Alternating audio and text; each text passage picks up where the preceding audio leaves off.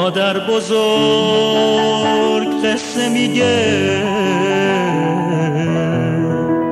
از غم و از غصه میگه،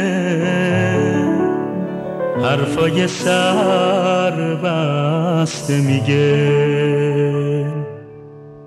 ابرای گریون اومد، رگبار بارون اومد، برفای شب خون اومد، وای زمستون اومد، کلاغ هراسون اومد، وای زمستون اومد، کلاغ هراسون اومد.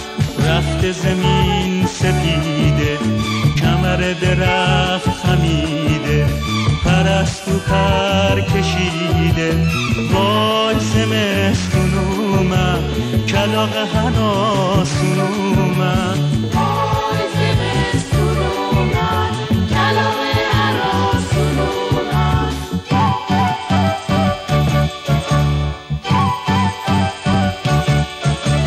بیا بیا ای آفتاب نور خدا، بتاب همیشه تو خونه ما. تو نعمت خدایی، امید عاشقایی. برف میباره دوباره، گم میشه با ستاره، هیزم میشه بیچاره. وای زمستون اومد، کلاغ هراسون اومد، وای زمستون اومد، کلاغ هراسون اومد.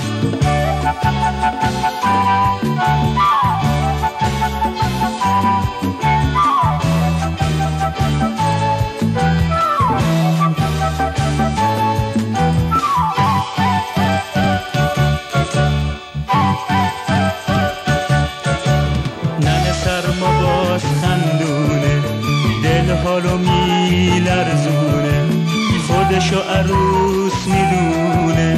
وای زمستون اومد، کلاغ هراسون اومد، وای زمستون اومد، کلاغ هراسون اومد. بارون توی نافتون میگه رسید زمستون، برف میشینه تو ایوون. وای زمستون اومد، کلاغ هراسون اومد، وای زمستون اومد، کلاغ هراسون اومد.